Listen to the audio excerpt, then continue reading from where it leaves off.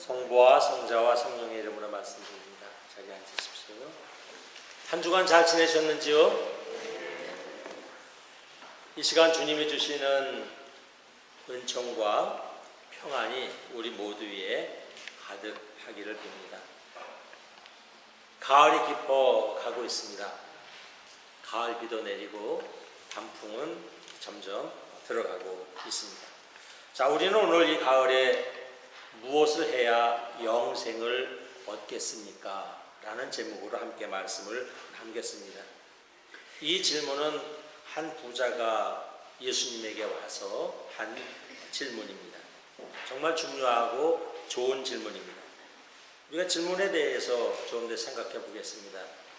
우리는 어려서부터 많은 질문을 하면서 살아오고 있습니다.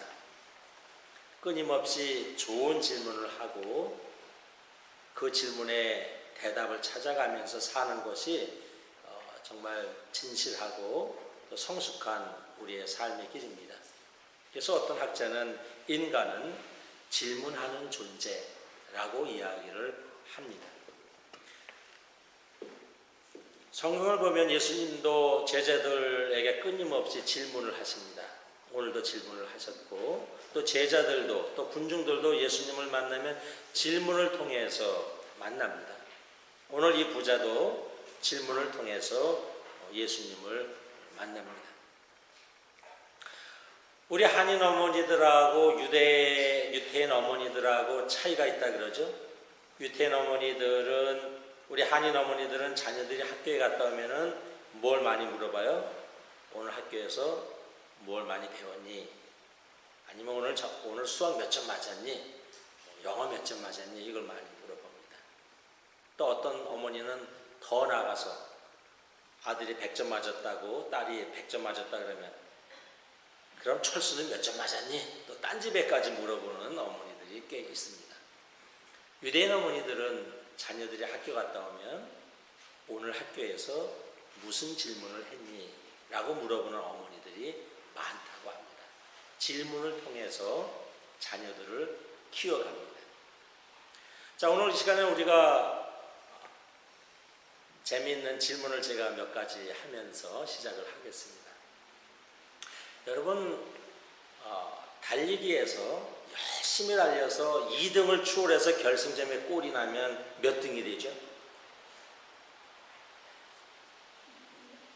1등이요. 2등을 추월해서 결승점에 골이 나면 2등이 됩니다. 절대로 1등이 되지 않습니다. 또 다른 질문을 하나 하겠습니다. 딸이 5인 아버지가 있다고 합니다. 재미있는 이름을 붙여줬대요. 딸을 5을 둔 그 영희의 아버지가 있었습니다. 이 영희의 아버지가 재미있는 분이었다고 합니다.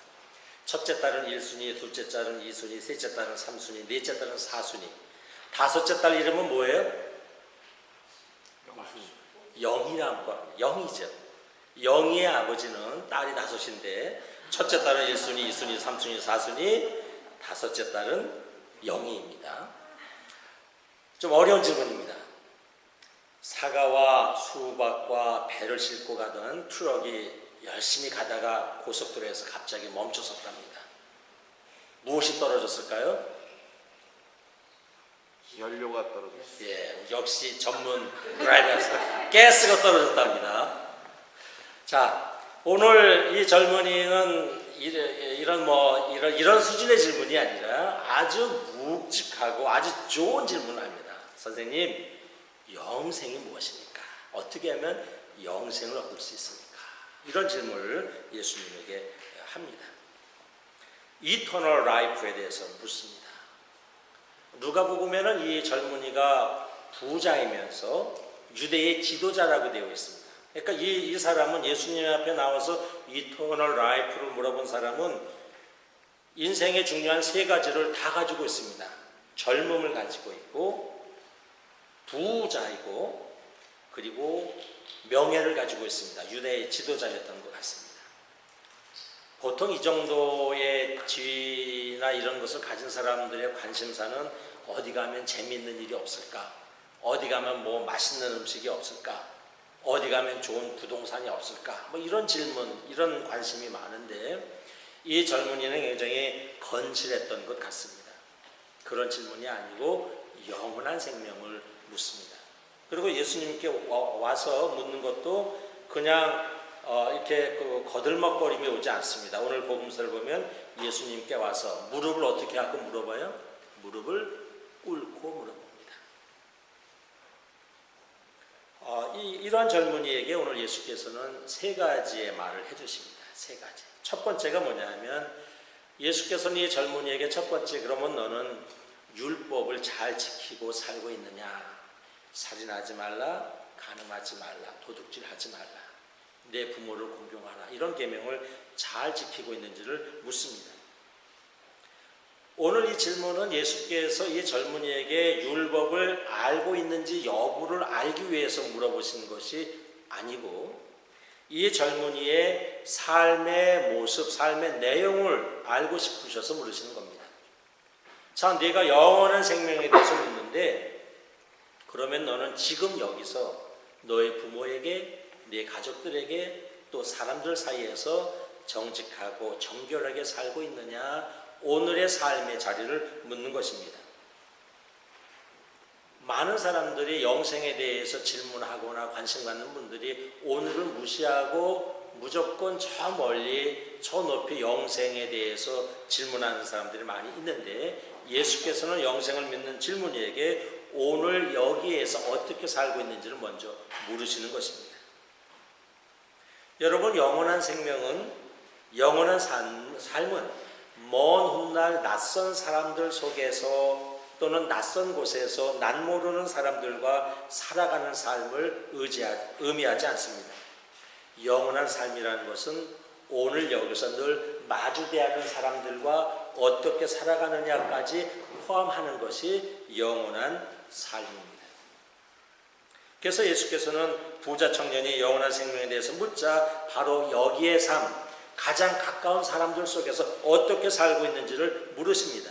일상 가운데서 내면에 충실하게 사는지 도덕적으로 정결하게 사는지를 물으셨습니다. 여러분, 영원한 생명을 살기를 원하십니까? 영원한 생명의 시작은 오늘 여기입니다. 그러므로 우리는 늘 일상 속에서 영원한 생명을 살아가려는 노력을 해야 합니다. 하나님께서 오늘 내게 맡겨주신 가장 가까운 일에 성실해야 합니다. 그리고 하나님께서 늘 나에게 허락해 주신 늘 가까이 늘 마주대야 하는 사람들에게 우리는 늘 진실하고 마음을 다하고 힘을 다해서 서로 사랑하며 살아야 합니다. 하나님께서 보내주신 사람들을 진심으로 대하며 살아가는 것, 이것이 영원한 생명의 첫걸음이다 하는 겁니다. 그래서 예수께서는 십계명의 삶을 먼저 물어보셨습니다.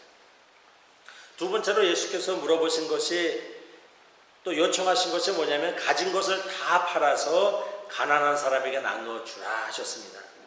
이 말씀은 예수님에게 찾아온 젊은이뿐 아니라 오늘 우리에게도 어찌 보면 좀 가혹하게 들리는 말씀이기도 합니다.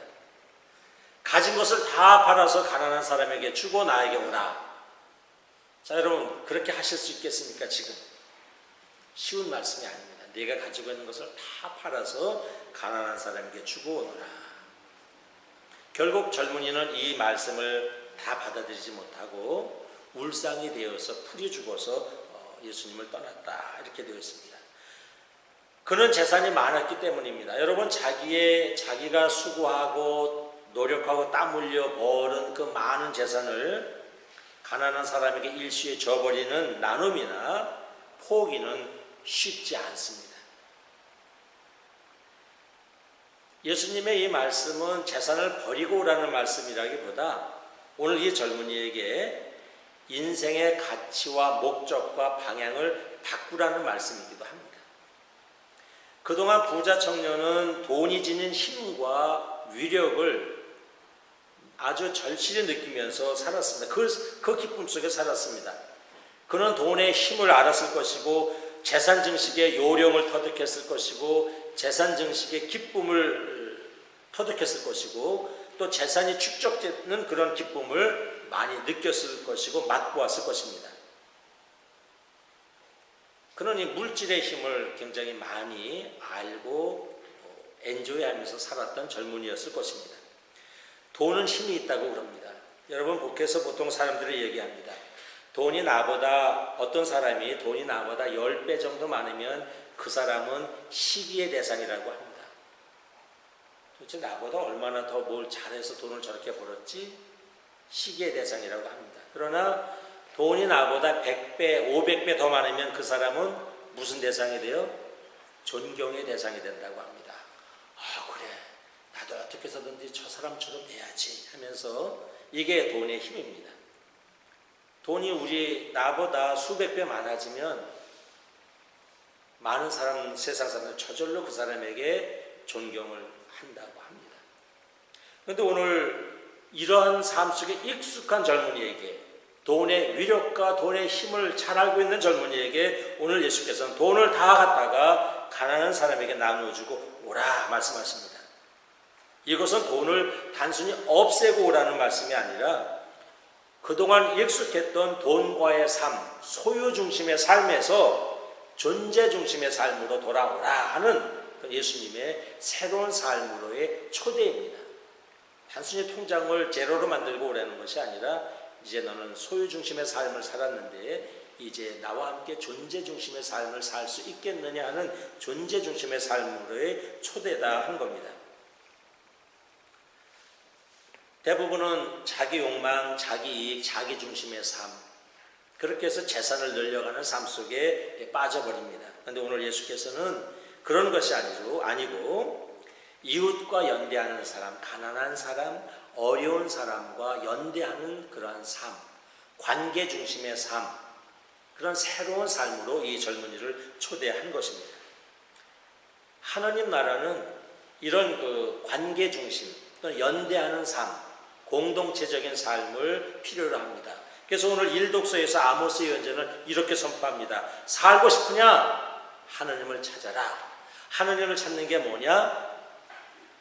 가난한 사람, 연약한 사람을 무시하거나 짓밟는 것이 아니라 그들과 함께하는 것, 세상에 정의를 세우고 법을 세우면서 살아가는 것이라고 오늘 아모스 예언자는 선포합니다.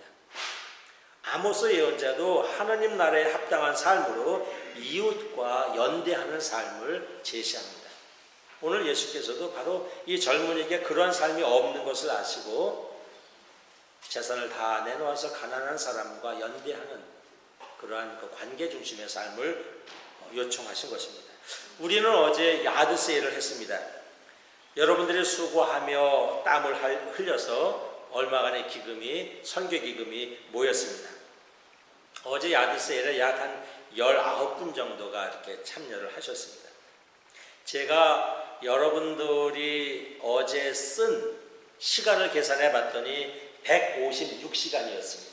아무개는 몇 시부터 몇 시까지 왔으니까 8시간, 누구는 몇 시부터 몇 시까지 봉사하고 갔으니까 6시간, 다 제가 계산을 해보니까 우리가 쓴 어제 여러분들이 야드세일을 위해서 쓴 시간이 156시간을 우리가 썼습니다. 어제 야드세일에 모였던 우리 18, 19명의 얼굴은 다 행복했고 말도 사랑에 넘쳤고 표정이 너무 좋았습니다. 너무 밝았습니다. 힘들지만 즐거워했습니다. 우리는 어떤 사람이 물건을 가져가면서 1달러를 내고 물건을 가져가면서 선교기금으로 1달러가 쌓이면 그렇게 기뻐했습니다. 여러분 세상에서 1달러 가지고 여러분 그렇게 기뻐하세요? 아무도 그렇지 않을 겁니다. 근데 어제 여러분들 보니까 물건 하나 팔고 1달러 생기면 그냥 1억 달러 생긴 것처럼 얼굴이 그냥 싱글벙글했습니다. 선교기금이 모이는 그런 것들을 여러분이 어제 맛보았습니다. 어제 여러분의 얼굴은 그것이 바로 하느님 나라의 얼굴입니다. 저는 어제 야드세를 하면서 또 다른 얼굴을 보았는데 1달러 또는 2달러에 자기가 좋아하는 것들을 골라가면서 흐뭇해하는 그런 다른 사람들의 얼굴을 보았습니다. 여러분들이 어제 156시간이나 이렇게 수고하고 이렇게 같이 내놓음으로써 여러분은 어제 우리 야드세를 찾은 많은 사람들에게 어마어마한 기쁨을 주었습니다. 그네들이 자기가 좋아하는 옷이나 이런 것을 한 보따리 사가지고 가면서 하는 그 기쁜 얼굴을 제가 이렇게 언뜻 보았습니다. 여러분은 그분들에게 경제적인 도움도 주었지만 무엇보다도 그네들 마음에 기쁨을 주었습니다. 기쁨. 이 얼마나 대단한 일입니까? 누구에게 엄청난 기쁨을 준다는 것. 우리는 어제 그 일을 했다 하는 것입니다. 여러분이 가진 시간을 다른 사람들에게 나누었습니다. 여러분이 가졌던 소유들을 다른 사람과 나누었습니다. 관계적인 삶 또는 연대하는 삶입니다. 오늘 예수께서 요구하시는 것은 이런 삶입니다. 오늘 부자 청년에게 이런 것을 요구하셨습니다. 이런 삶이 영원한 생명의 모습입니다. 그런데 오늘 부자 젊은이는 그러한 삶이 어렵고 힘들고 이해가 안 돼서 떠나갔다 하는 것입니다. 예수께서 아주 굉장히 무서운 말씀을 하십니다. 재물을 많이 가진 사람이 하느님 나라에 들어가기는 얼마나 어려운지 모른다. 그것은 마치 낙타가 바늘기로 빠져나가는 것이 더 쉬울 것이다. 이런 말씀을 하십니다. 매우 도전적인 말씀입니다. 스스로 부자라고 생각하는 사람들 입장에서는 받아들이기 어려운 절망적인 말씀일 수도 있습니다. 그런데 이 말씀의 핵심은 돈이 통장에 얼마나 많으냐 적으냐를 의미하는 것이 아니라 돈의 가치와 돈의 힘을 믿고 사는 사람, 다른 가치보다도 돈의 가치를 우선하는 사람, 소유에서 행복을 찾는 사람은 누구도 절대로 하느님 나라에 들어갈 수 없다는 말씀입니다.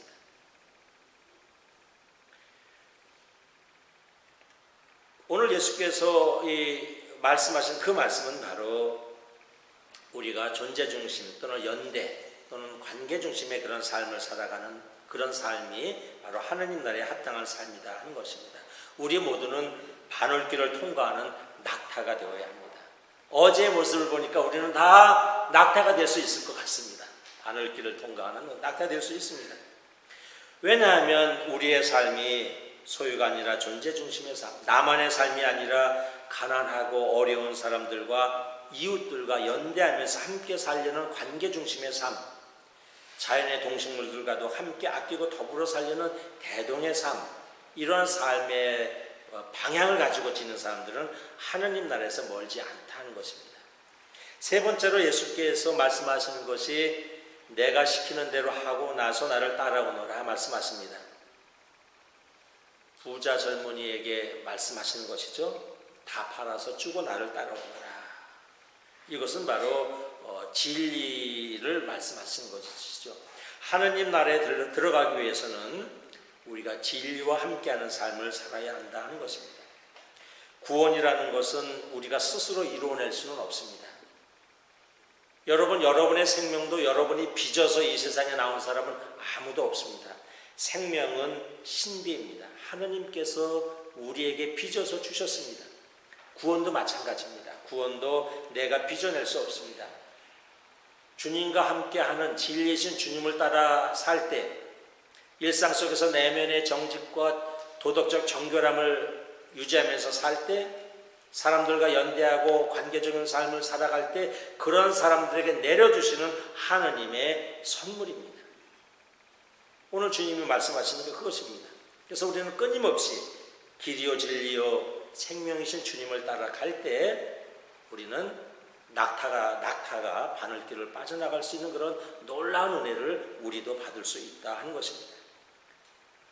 말씀을 맺습니다. 영원한 생명은 지금 여기서 성실하고 정결하게 하느님의 말씀을 지켜나가면서 사는 삶입니다. 그리고 소유지향적인 삶이 아니라 너 없는 나만의 삶이 아니라 개인적인 자기의 성취만을 추구하고 바라보는 삶이 아니라 약하고 어려운 사람들과 처지를 함께 나누면서 사는 관계 중심의 삶, 이것입니다.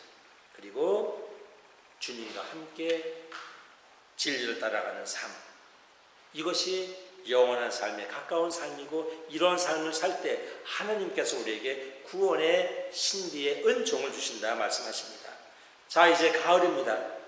우리 안에 영원한 생명이신 주님을 모셔드리고 주님이 이끄심을 따라 오늘도 여기서 하느님의 뜻을 실천하며 하늘의 삶을 사는 여러분이 되기를 주의 이름으로 축원합니다. 성경은 말씀합니다. 세상도 가고 세상의 정욕도 다 지나가지만 하느님의 뜻대로 사는 사람은 영원히 살 것이다 말씀하십니다. 낙타가 바늘길을 빠져가는 축복이 저와 여러분의 은혜가 되길 주의 이름으로 축원합니다. 성부와 성자와 성령의 이름으로 말씀드립니다.